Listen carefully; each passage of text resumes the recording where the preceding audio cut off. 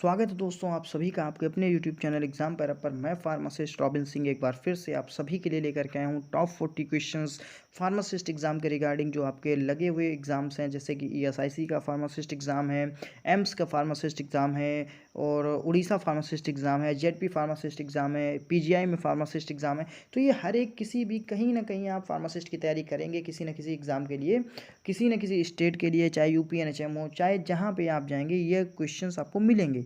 तो बस वही क्वेश्चंस हैं, यहाँ पे शुरू करेंगे हम अपना आज का सेशन। देखिए हमारा पहला क्वेश्चन क्या कह रहा है, the ability of the firm to meet its current liabilities is measured by. कह रहा है the ability of the firm, किसी भी फर्म की जो एबिलिटी होती है to meet its current liability, उसकी जो तुरंत की जो लाइबिलिटी होती है उससे कनेक्ट होने की, उसको कैसे मेज़र करते हैं जाकर के, तो आप बताएंगे जाकर के लिक्विडिटी रेशियो। लिक्विडिटी रेशियो से हम लोग the ability of the firm to meet its current liability measure करते हैं जाकर के, ठीक है ना। फिर अगले क्वेश्चन की तरफ बढ़ेंगे, काफ़ी अच्छा क्वेश्चन है। कह रहा है drug which increase respiratory tract fluid called. ऐसी ड्रग्स जो रेस्पायरेटरी ट्रैक्ट के फ्लूइड को बाहर निकाल देती है उसको क्या कहते हैं, तो आप सभी जानते हैं एक्सपेक्टोरेंट। सारे फार्मासिस्ट हमारे जानते होंगे कि एक्सपेक्टोरेंट एक ऐसी चीज़ होती है, कफ सिरप होते हैं जो कि अंदर का बलगम बाहर निकाल देते हैं, जो रात में बड़े परेशानी का कारण बनते हैं स्लीपिंग टाइम पे। इन जो हमारे इल्डर्स होते हैं जाकर के, जो ओल्ड पेशेंट होते हैं उनमें, ठीक है। क्वेश्चन नंबर 3 पे चलेंगे जाकर के। कह रहा है प्रिकर्सर ग्लाइकोसाइड ऑफ डिजिटॉक्सिन। कह रहा है प्रिकर्सर जो होता है ग्लाइकोसाइड्स ऑफ डिजिटॉक्सिन वो क्या है, तो आप बताएंगे जाकर के परप्यूरिया ग्लाइकोसाइड्स, ठीक है ना। परप्यूरिया ग्लाइकोसाइड्स ये होता है प्रिकर्सर ग्लाइकोसाइड्स ऑफ डिजिटॉक्सिन। फिर क्वेश्चन नंबर 4 की तरफ चलेंगे जाकर, क्या कह रहा है कि storage condition for dried plasma. Dried plasma जो होता है, ड्राइड प्लाज्मा इसको कहाँ स्टोर करते हैं, कितने डिग्री पे करते हैं, तो आप बताएंगे 25 डिग्री सेल्सियस से ज़्यादा नहीं होना चाहिए, at temperature not exceeding 25 degree Celsius. और ये किस कैटेगरी में आता है 25 डिग्री सेल्सियस, तो मैं आपको बता देता हूँ। यहाँ पे 4 तरीके के टेम्परेचर होते हैं। एक होता है हमारा कोल्ड टेम्परेचर, तो जो होता है जाकर के 2 से 8 डिग्री सेल्सियस के बीच में। फिर एक होता है कूल टेम्परेचर जो होता है 8 से 25 डिग्री सेल्सियस के बीच में। फिर एक होता है हमारा रूम टेम्परेचर, तो रूम टेम्परेचर आ जाएगा 25 से 30, या जिस पे आप जो हमारे जो जिस टेम्परेचर पे हम लोग सामान्यतः रहते हैं। फिर आ जाएगा वार्म टेम्परेचर, वार्म टेम्परेचर आ जाएगा 30 से 40 पे। फिर कहता है आ जाएगा जाकर के आपका हॉट टेम्परेचर या एक्सेसिव हॉट टेम्परेचर जो 40 से ज़्यादा होता है जाकर के। तो जो कह रहा है कि storage condition for dried plasma, dried plasma जो स्टोर होना चाहिए 25 डिग्री से ज़्यादा नहीं होना चाहिए, यानी कि कूल टेम्परेचर पे स्टोर करते हैं जाकर के। फिर अगले क्वेश्चन पे बढ़ेंगे, देखिए क्या कह रहा है कि yellow contains barbaloin which is आ। कह रहा है एलो जो कंटेन्स करता है बार्बालोइन जो कि होता है सी ग्लाइकोसाइड, और सी ग्लाइकोसाइड के लिए कौन सा टेस्ट होता है, मॉडिफाइड बॉन्ड ट्रिगर टेस्ट। सी ग्लाइकोसाइड्स के लिए होता है मॉडिफाइड बॉन्ड ट्रिगर टेस्ट, जो कि प्रेजेंट होता है एलो में। Aloe contains barbaloin which is a C glycoside, तो बार्बालोइन कैसा ग्लाइकोसाइड होता है, सी ग्लाइकोसाइड, और सी ग्लाइकोसाइड के लिए होता है मॉडिफाइड बॉन्ड ट्रिगर टेस्ट। फिर क्वेश्चन नंबर 6 पे चलेंगे जाकर के। कह रहा है an example of cholinomimetic alkaloid is. Cholinomimetic alkaloids का एग्जाम्पल क्या है, तो आप क्या बताएंगे, पिलोकार्पिन। पिलोकार्पिन जो होता है वो कोलिनोमाइमेटिक एल्केलॉइड होता है, सीधे सीधे याद कर लेना है कि कोलिनोमाइमेटिक एल्केलॉइड्स इज पिलोकार्पिन। फिर क्वेश्चन नंबर 7 पे चलेंगे। कह रहा है कि beta blockers with membrane stabilising activity. Beta blockers जिसमें मेम्ब्रेन स्टेबलाइजिंग एक्टिविटी होती है वो कौन सा होता है, तो आप बताएंगे प्रोप्रेनोलॉल। तो प्रोप्रेनोलॉल जो हमारा होता है वो बीटा ब्लॉकर्स होता है with membrane stabilising activity. Question number 8 पे चलेंगे। कह रहा है a journal is a book of, तो आपसे कहा जा रहा है कि जो जर्नल होता है वो किस तरीके की बुक होती है, तो बताना जाकर के original entry, book of original entry. जिस बुक पे हम लोग ओरिजिनल एंट्री करते हैं उसको ही हम लोग जर्नल कह देते हैं जाकर के। Laser is a book of secondary entry, कई बार क्वेश्चन पूछा गया कि laser is a book of, तो आप बताएंगे सेकेंडरी एंट्री, इसको याद कर लेंगे। फिर क्वेश्चन नंबर 9 पे चलेंगे जाकर के, देखिए क्या कह रहा है अ रेजिन ऑफ एनिमल ओरिजिन। ऐसा रेजिन्स जो एनिमल से मिलता है जाकर के, तो वो क्या है, तो आप बताएंगे shellac. Shellac is an animal originated resin, तो शिलैक जो होता है जाकर के एनिमल ओरिजिनेटेड रेजिन्स होता है, ठीक है ना। फिर हम लोग अगले क्वेश्चन की तरफ बढ़ेंगे जाकर के, देखिए क्या कह रहा है अगला क्वेश्चन। कह रहा है all the particles passes through a sieve number 44 not more than 40% through a sieve number 85 called as. कह रहा है जाकर कि all the particles passes through a sieve number 44 कह रहा है सभी पार्टिकल्स थ्रू सीव नंबर जो छलनी होती है वो 44 नंबर से निकल जाते हैं, लेकिन उनमें से भी 40% ही केवल निकल पाते हैं 85 सीव नंबर 85 से 85 से।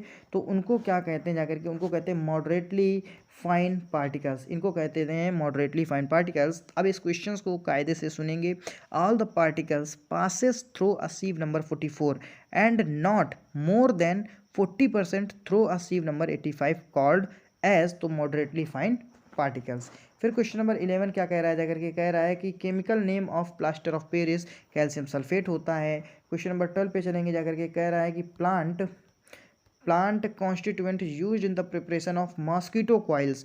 प्लांट का कौन सा कॉन्स्टिट्यूएंट होता है जो कि इस्तेमाल होता है जाकर के मॉस्किटो कॉइल बनाने में, तो आप बता देंगे pyrethrum. Pyrethrum is act as a anti mosquito chemicals या एजेंट, ठीक है ना, जो कि मॉस्किटो के अगेन काम करता है जाकर के, ठीक है ना।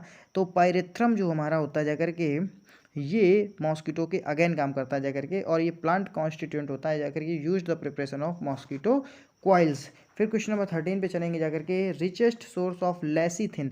लेसिथिन का जो रिचेस्ट सोर्स है वो क्या है, तो आप बताएंगे जाकर के एग यॉक। एग यॉक में सबसे ज़्यादा पाया जाता है हमारा लेसिथिन, तो richest source of lecithin is egg yolk. फिर क्वेश्चन नंबर 14 पे पढ़ेंगे जाकर के, क्या कह रहा है, the mevalonic acid formation is catalysed by the enzymes. कह रहा है जो मीवेलोनिक एसिड फॉर्मेशन होता है वो किस एंजाइम से कैटेलाइज्ड होता है जाकर के, HMG को एंजाइम्स ए रिडक्टेज, ठीक है ना। तो mevalonic acid formation is catalysed by the enzymes HMG को एंजाइम्स ए रिडक्टेज। जो मेवालोनिक एसिड होता है इसका फॉर्मेशन और तेजी के साथ होने लगता है, कैटालाइज हो जाता है जाकर के, ठीक है ना। तो HMG को एंजाइम्स ए रिडक्टेज के प्रेजेंस में। फिर कह रहा है enzymes referred as a spreading factor. तो ऐसा कौन सा एंजाइम्स है जिसको स्प्रेडिंग फैक्टर के रूप में हम लोग रिफर करते हैं, तो हाइल्यूरोनिडेज। हाइल्यूरोनिडेज जो होता है एक ऐसा एंजाइम्स होता है जो करके स्प्रेडिंग फैक्टर के रूप में जिसको हम लोग रिफर करते हैं। फिर क्वेश्चन नंबर 16 पे चलें, उसके पहले अगर आपको ये क्वेश्चंस अच्छे लग रहे हो तो प्लीज़ हमारे इस चैनल एग्जाम पैरा को सब्सक्राइब करें, वीडियो को लाइक करें और अपने दोस्तों तक जरूर शेयर करें। बढ़ेंगे अगले क्वेश्चन की तरफ। देखिए क्या कह रहा है, the ex officio member of pharmacy council of India. Ex officio member of pharmacy council of India, तो आप बताएंगे director of CDI central drug, director of CDL central drug laboratory. तो ये जो होते हैं डायरेक्टर ऑफ CDL के central drug laboratory के जो डायरेक्टर होते हैं वो एक्स ऑफिशियो मेंबर होते हैं फार्मेसी काउंसिल ऑफ इंडिया के। क्वेश्चन नंबर 17 क्या कह रहा है, casein is an example of. तो कैसीन कैसा एग्जाम्पल है, कैसीन एक ऐसी प्रोटीन है जो मिल्क में पाई जाती है, ठीक है ना। तो casein is an example of phosphoprotein, ये फास्फोप्रोटीन का एग्जाम्पल होती है जाकर के हमारी कैसीन। फिर क्वेश्चन नंबर 18 पे चलेंगे जाकर के, कह रहा है immunoglobulin found in lymphocyte surface of new born baby. तो कह रहा है कोई भी न्यू बॉर्न बेबी है, न्यू बॉर्न है, तो उसकी लिम्फोसाइट जो होगी जाकर के, लिम्फोसाइट से होती जाकर के उसमें कौन सा इम्यूनोग्लोबुलिन पाया जाता है, तो आप बताएंगे IgD। IgD, ठीक है ना। IgD कितने होते हैं, IgA, IgG, IgM, IgE, ठीक है, और IgD, इतने तरीके के हमारे होते हैं जाकर के इम्यूनोग्लोबुलिन्स। तो टोटल कितने हो गए, 1 2 3 4 5, 5 तरीके के इम्यूनोग्लोबुलिन्स होते हैं, ठीक है ना।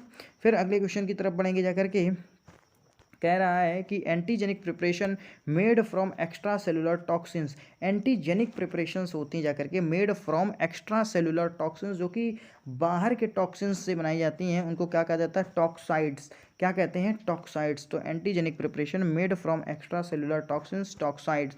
क्वेश्चन नंबर 20 पे चलेंगे। देखिए क्या कह रहा है, enzymes which is use in the treatment of leukaemia. Leukaemia के ट्रीटमेंट में कौन सा एंजाइम्स हम लोग इस्तेमाल करते हैं, आप आंसर कर देंगे एस्परजिनेस। क्या करेंगे जाकर के, asparaginase is an enzymes which is use in the treatment of leukaemia. Leukaemia के ट्रीटमेंट में एस्परजिनेस का इस्तेमाल करते हैं। क्वेश्चन नंबर 21 क्या कह रहा है, 1 टीस्पून फुल, तो टीस्पून 5 ml, ठीक है, टेबल स्पून 15 ml और डिजर्ट स्पून 10 ml। तो ये आप लोग याद कर लेंगे जाकर के, तो 1 teaspoon is equal to 5 ml। फिर क्या कह रहा है जाकर के, देखिए क्या कह रहा है, देखिए क्या कह रहा है क्वेश्चन, ये काफ़ी लंबा प्रिंटेड क्वेश्चन है। और क्या कह रहा है कि a drug consist in full और इन होल और in part of any filthy प्यूट्रिड और डिकम्पोज्ड सब्सटेंस। कह रहा है जाकर के कि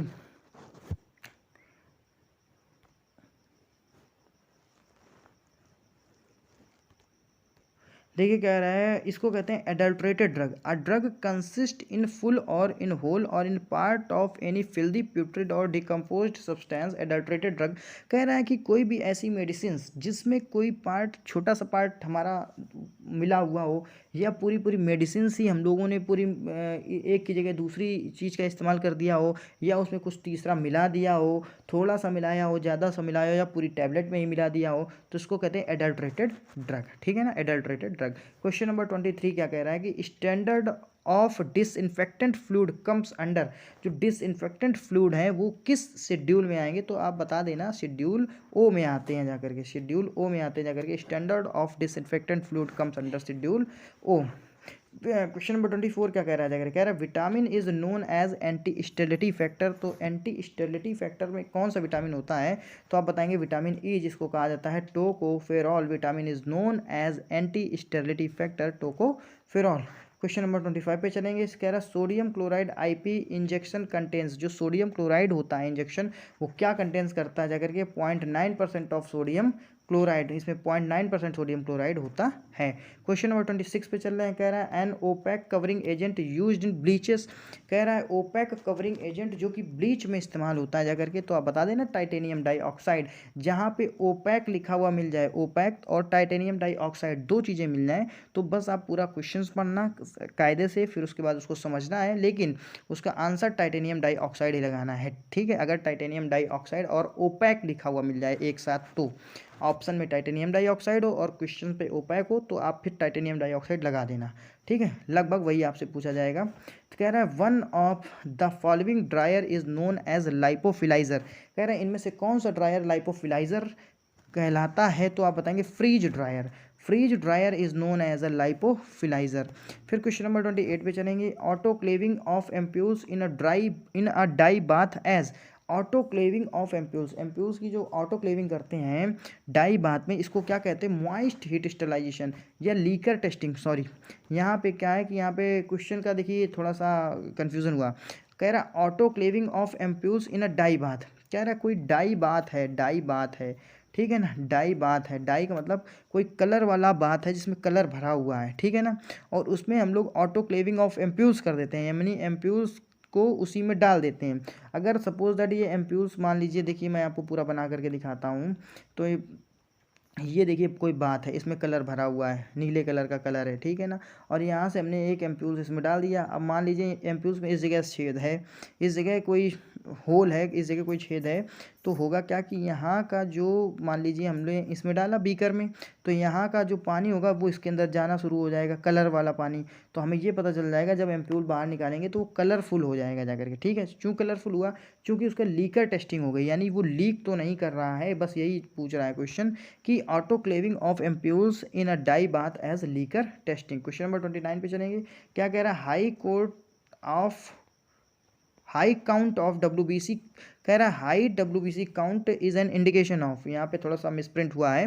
WBC का हाई काउंट क्या इंडिकेट करता है, तो आप बताएंगे कैंसर की तरफ, ल्यूकीमिया की तरफ इंडिकेट करता है जाकर के, ठीक है ना, ल्यूकोसाइट्स। तो यहाँ पे कह रहा है जाकर के हाई WBC का हाई काउंट क्या इंडिकेट करता है, ल्यूकीमिया की तरफ इंडिकेट करता है, ल्यूकीमिया की तरफ इंडिकेट करेगा।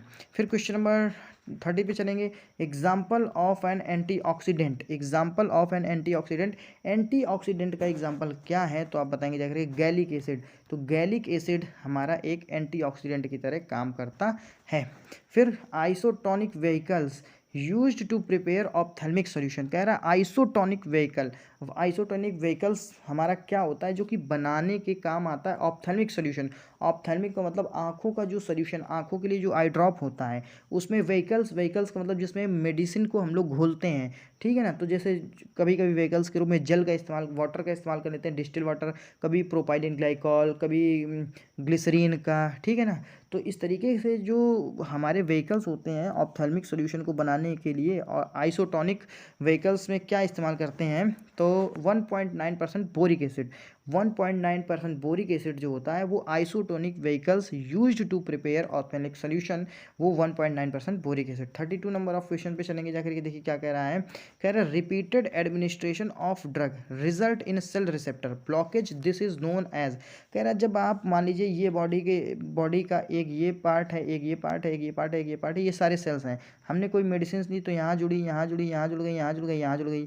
फिर हमने 2 घंटे के बाद कोई मेडिसिन से ली तो फिर वो भी जहाँ बची हुई जगह थी यहाँ जुड़ गई, यहाँ जुड़ गई, यहाँ जुड़ गई, यहाँ जुड़ गई। फिर कोई तीसरी मेडिसिन ले ली, अब यहाँ जगह ही नहीं बची तो ये मेडिसिन यहाँ जुड़ेगी, जुड़ पाई तो जुड़ पाई, नहीं तो बिना जुड़े ही ये सीधे जो है एक्सक्रीट आउट हो जाएगी। तो वही कह रहा है repeated administration of drug result in cell receptor blockage, this is known as. तो वही कह रहा है कि जब भाई सेल रिसेप्टर में जगह ही नहीं बचेगी, वो ब्लॉक है पहले से ही, तो इसको क्या कहेंगे जाकर के, तो इसको कहते हैं टैकीफाइलेक्सिस। इसको क्या कहते हैं, टैकीफाइलेक्सिस। जब आप रिपीटेड डोज देते हैं जाकर के जल्दी जल्दी, तो होता क्या है कि बॉडी के सेल रिसेप्टर में पहली वाली दवा जुड़ चुकी होती है, तो बॉडी के जो रिसेप्टर्स होते हैं वो ब्लॉक हो जाते हैं, और इसी कंडीशन को कह देते हैं टैकीफाइलेक्सिस। क्योंकि अब वो जो मेडिसिन हमने बार बार दे दी है, ठीक है, तो वो क्या होगी, बिना जाए बॉडी में ही एक्सक्रीट आउट हो जाएगी, बाहर चली जाएगी। ठीक है, 33 नंबर ऑफ क्वेश्चन पे चलेंगे। क्या कह रहा है, स्टरलाइजेशन बाय ऑटोक्लेविंग। ऑटोक्लेविंग से जो स्टरलाइजेशन होता है वो क्या होता है, 121 degree Celsius moist heat sterilization. आपसे पूछा जा रहा है कि मॉइस्ट हीट स्टरलाइजेशन कहते हैं ऑटोक्लेविंग वाले स्टरलाइजेशन को। ठीक है ना, कितना करते हैं, 121 डिग्री सेल्सियस फॉर 30 मिनट्स। ठीक है, कहीं कहीं 15 मिनट्स दे देता है। क्वेश्चन नंबर 34 पे चलेंगे। कह रहा है Keller Kiliani test, very very important question. Keller Kiliani test is the identification test for, तो आप बताएंगे जाकर डीऑक्सी सुगर या डिजिटालिस, दोनों ऑप्शन आते हैं, या तो डिजिटालिस आ जाएगा या डीऑक्सी सुगर आ जाएगा जाकर। तो Keller Kiliani test is the identification test for digitalis या deoxy sugar. THC is a constituent found in the plant. कह रहा है THC एक कॉन्स्टिट्यूएंट होता है और किस प्लांट में पाया जाता है, तो आप बताएंगे कैनाबिस। तो कैनाबिस में पाया जाता है THC, इसका फुल फॉर्म आप लोगों को देखना है। ठीक है, फिर और कमेंट करके बताना भी है, जरूर बताना है, तुरंत का तुरंत अभी जाओ, तुरंत देख करके बताओ, फिर वीडियो देखो। फिर देखिए 36 नंबर ऑफ क्वेश्चन क्या कह रहा है, highly perfused organ in the body. Body में हाईली परफ्यूज्ड ऑर्गन कौन सा होता है, तो बता देना ह्यूमन लंग्स। ठीक है, तो ह्यूमन लंग्स जो होते हैं वो हाईली परफ्यूज्ड ऑर्गन होते हैं जाकर के बॉडी में। फिर कह रहा है diatomaceous earth is the other name of, diatomaceous earth किसका दूसरा नाम है, तो आप बताएंगे कीसल गुर। कीसल गुर का सेकंड नाम होता है डायटोमेसियस अर्थ। क्वेश्चन नंबर 38 पे चलेंगे जाकर के, देखिए क्या कह रहा है हमारा 38 नंबर ऑफ क्वेश्चन क्या कह रहा है।